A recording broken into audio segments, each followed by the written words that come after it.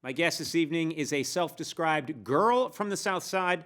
She's also a former First Lady, a best-selling author, an amazing mother, and co-chair of When We All Vote, a nonprofit organization whose mission is to increase voter participation. It is my great pleasure to welcome Michelle Obama. So nice to see you again. It's great to see you too. Yeah. I would say this out loud. Your hair looks cute.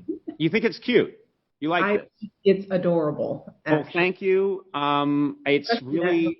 that side flip. You can do that flip.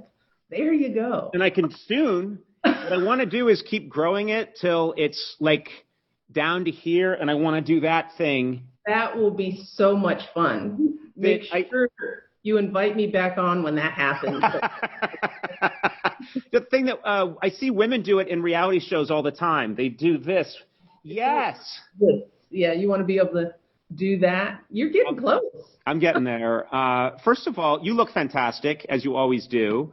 And I'm curious.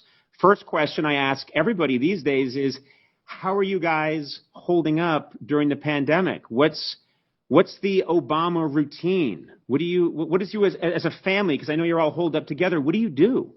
Well, we've kind of had phases of COVID. There was sort of the early stages where we were all excited to be together and we were being all organized, and we would spend the days apart doing our respective work. The girls were still in classes in the spring, and so we would be working and then doing a little exercise, then come together in the evenings, and we would have these activities. We would have cocktails, and then we would work puzzles and play games. Yes. Or taught the girls how to play spades. Oh, really? Good. We actually had some organized things, like we had an art day, an art exhibit day, where we all went off and did like watercolor paintings, and then we showed it. Now, Conan, this was in the early stages. Yes, right?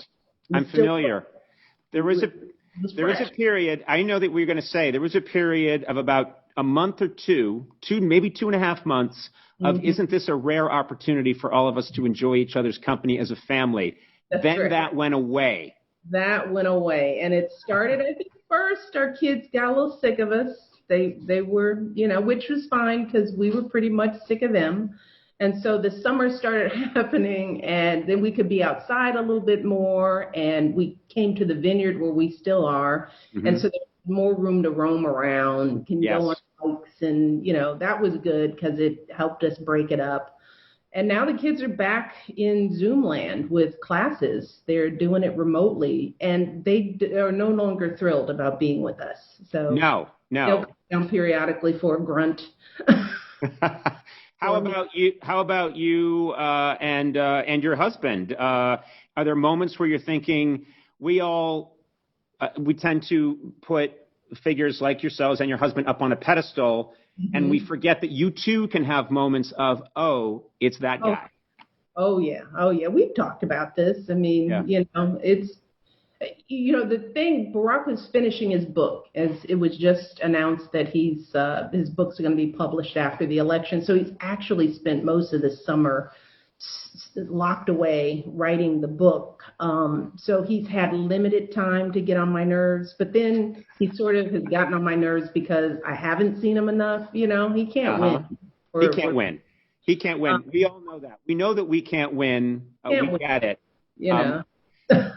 I would think you would have some sense of, hey, excuse me, guy, I wrote my book a long time ago, huge hit, massive hit, huge book tour. What's taking you so long? Do you ever get to do that to him? Well, his book is a little bigger, a little more historical, as he would say. But yeah, we've managed. We're still together. And he's still alive. That is the perfect time. We're making it through. I think I would have read about it somewhere if you two had split up.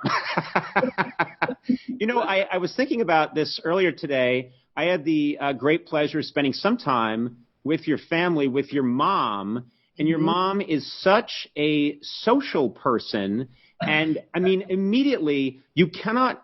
There's no such thing as talking to your mom for 30 seconds. You start talking to your mom, and the next thing you know, 20 minutes have gone by, and it's been delightful. I can't. Is your mom making it through this period without all that social connection? You know what? She can be social when she has to, but she is perfectly content on her own. I mean, the other day I call her and I'm like, how you doing? She's like, I'm surprisingly fine. Maybe something's wrong with me, but I'm perfectly happy not seeing people. She kind of questioned it.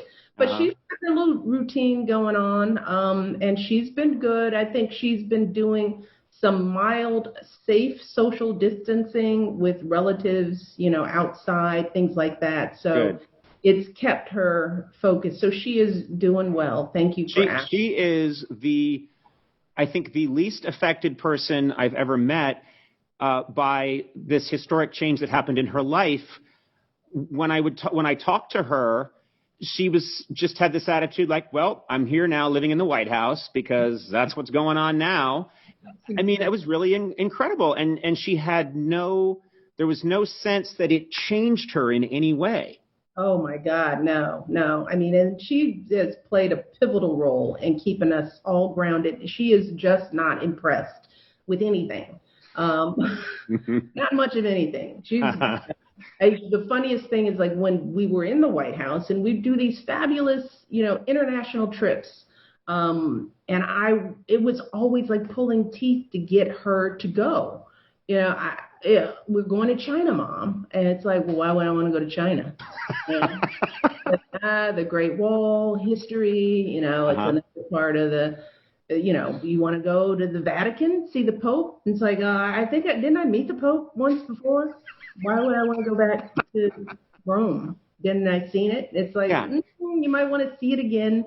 So it was always a level of just sort of telling her, this is kind of a big deal. You might want to be a part of it. But the one thing that would always get her to say yes was if I said, the girls really want you to come. Yes. That would be like, okay. Well, if the girls want me to come, then of course I'll come for them. Right. So she's a trip. She's Does she still, I always got the sense, and I got the sense from your book, and I also got the sense from hanging around a little bit with your brother, Craig, that he's the favorite. And you think, what do you have to do? What do you have to do?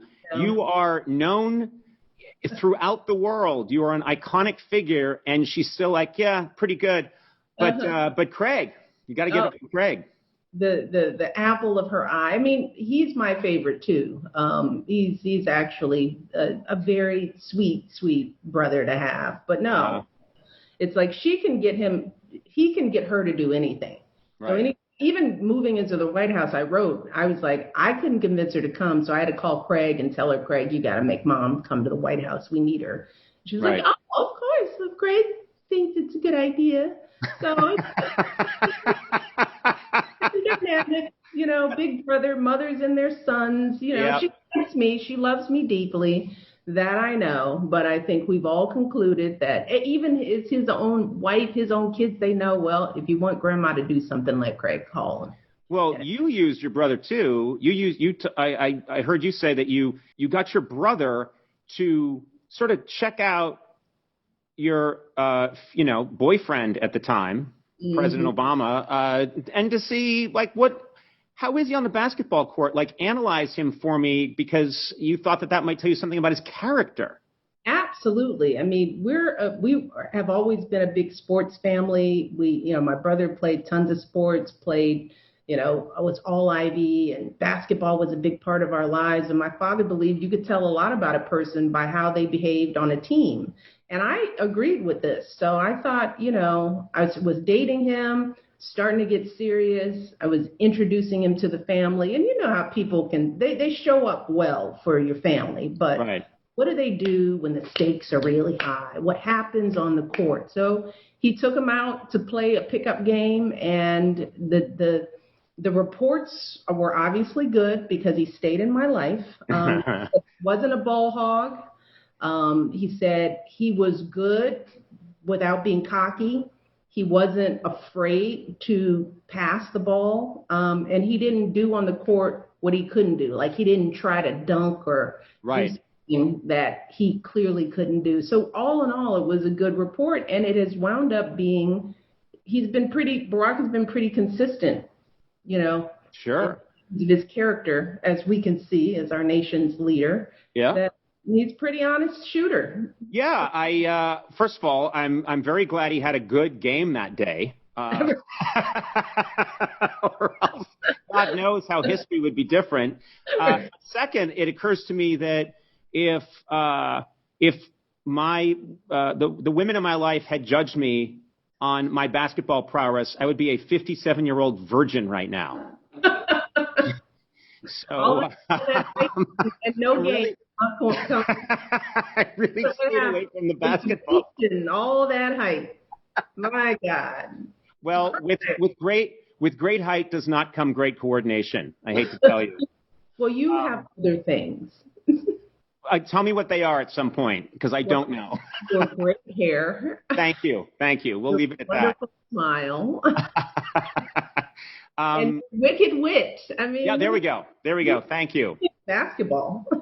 Who needs that? You're right. I don't need that. I want to ask you briefly about there was all this talk and excitement about you and your husband having this Netflix deal, and it occurred to me, I've actually followed your husband at the White House Correspondents' Dinner and followed him as a comedian, and he is a tough act to follow. He's very funny. Is there any chance that your husband would do a Netflix stand-up special himself? Any chance that's coming in the future? I don't want to close any options because who knows? But I can safely say that stand-up will not be on the higher ground roster. Okay.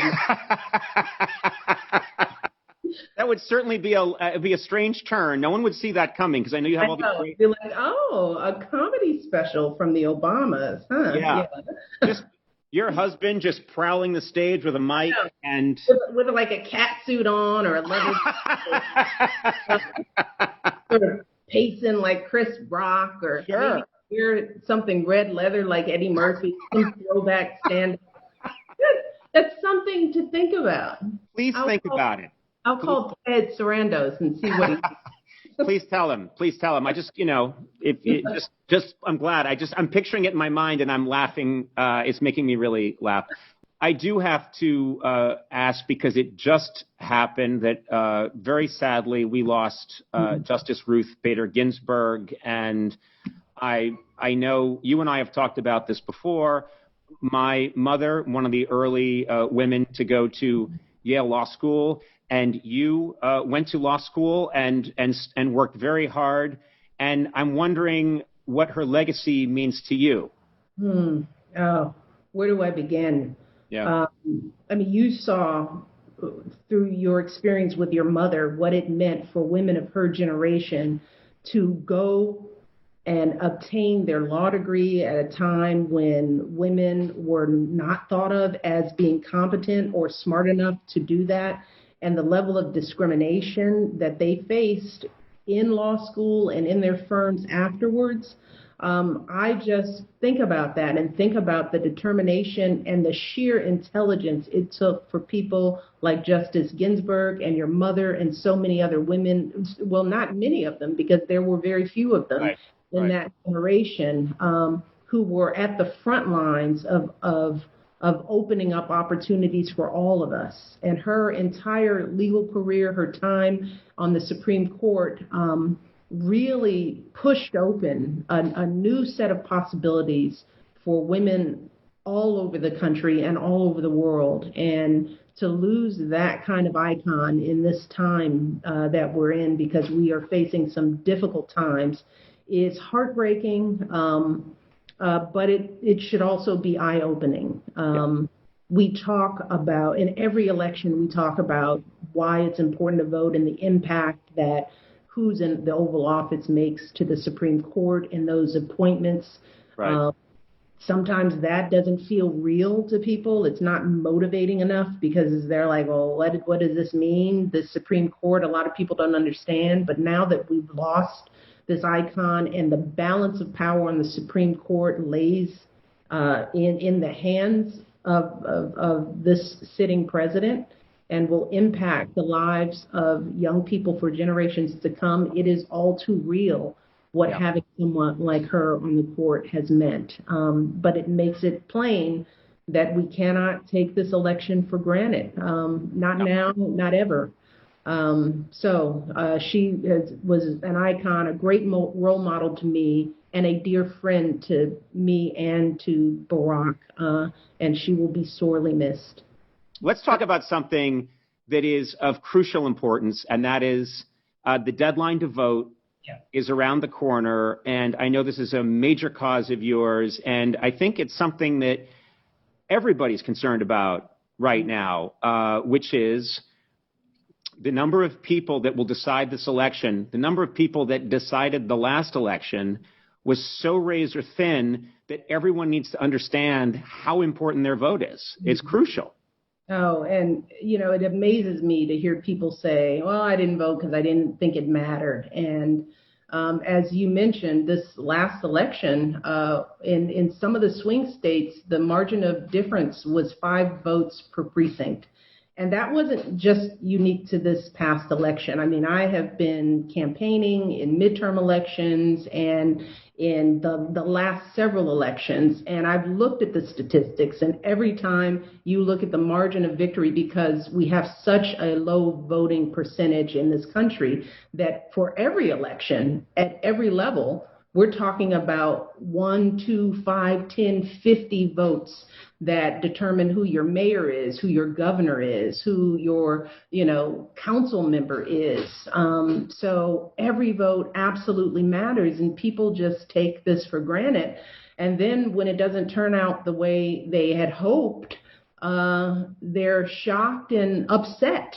But this is a democracy, and yes, sometimes it's frustrating and sometimes it can be alienating. I get that, but I've also traveled the world and I've seen other forms of government, and I wouldn't trade our democracy for anything in the world. But in order for it to work, we need active, engaged, and informed citizens who are ready to do the one pretty simple thing, which is vote. And you can mail it in. You can stand in line if you want. You can vote early. You can do it all ways. Yes, we could have more ways to vote. It could be easier. And we hopefully with the right leadership, we'll get voting requirements that will be easier. But right now it's pretty easy. And it takes some planning. And people can get the information they need, but we just can't afford for people to take the attitude that voting doesn't count. It absolutely does. Well, that's one of this cause that you've been working on so hard, that your co-chair is When We All Vote. And you have a lot of people working across the country very hard to educate people in each state about what they need to do to register, how they need to vote. It's really important. Mm-hmm. And I thought it might be a nice treat for some of these hardworking young people. And I thought it might be fun if we surprised a couple of them with a little Zoom bomb, and it might lift their spirits right now because we know they're working so hard. Would you like to do that? That sounds like a great idea. Like, hopefully after us, we just have like so many people who don't stay silent when they're like in the face of injustice. When there are people in power who are doing wrong. Everybody, excuse me. I just wanted to say hello. Conan O'Brien here. And I know the hard work that you're doing. I mean, I'm really impressed with When We All Vote. I wanted to pop in and just very quickly thank you all for all the work you're doing. And we're going to show this on my late night program tonight. I wish you'd cleaned up, some of you. Would it have killed you to clean up? I hope this is okay. I wanted to say hello. And if you're cool with it, is it okay? I have a friend who just wanted to say a quick hi. Is that all right? Let me just hold on a sec. Yeah. Here we go. Surprise. Oh my goodness. What are you guys talking about? Changing the world. You're amazing. Yes. Mrs. Obama, I was telling them I wish some of them had cleaned their rooms. Whoa. Wait. Your room is perfectly clean. I'm looking at everyone. You guys look like you're doing good. Hi. I know that this group is working really hard on getting the vote out and doing so much. There's one woman here who is about to get out of her car and do stairs our team's a little bit out of shape from COVID, being quarantined all this time, so we have a lot of stairs to make up. Oh my God. Conan, you need to do that. What are you talking about? I'm in. What makes you think I'm not in perfect physical condition, Mrs. Obama? Your hair is a little too perfect. It's not. Look, how's that? Don't you like Conan's hair, you guys? I mean, I love Conan's hair. Thank you very much. I love that during this incredibly tense time in historic time in our nation, we have the former First Lady talking to you guys who are out working so hard to get the vote out, and the conversation has gone to my hair. I think that is absolutely ridiculous and absurd. Mrs. Obama, I know she feels the same way I do, that we're just really grateful to you guys for doing so much hard work. Very impressive that you guys are managing to stay so focused on getting people registered and to get them informed, and you're, doing your classes online and staying involved in your teams and running stairs and, it's just amazing, but it's work that is so needed.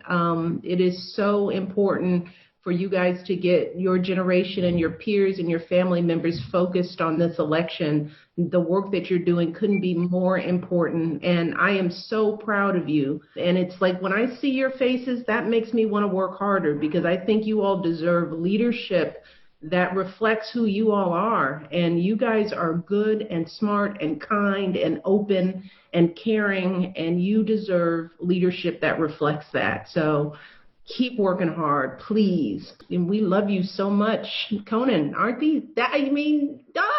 See, if you got Conan speechless.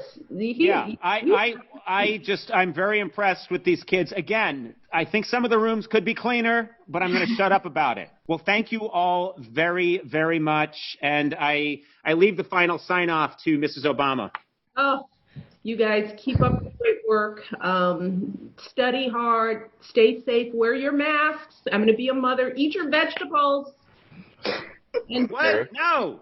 And give your families my love, and your classmates, tell them to vote. Okay? Let's have a cheer for Mrs. Obama.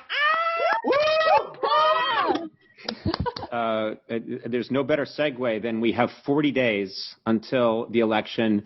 So make sure you head over to whenweallvote.org. This is crucial. Get registered to vote.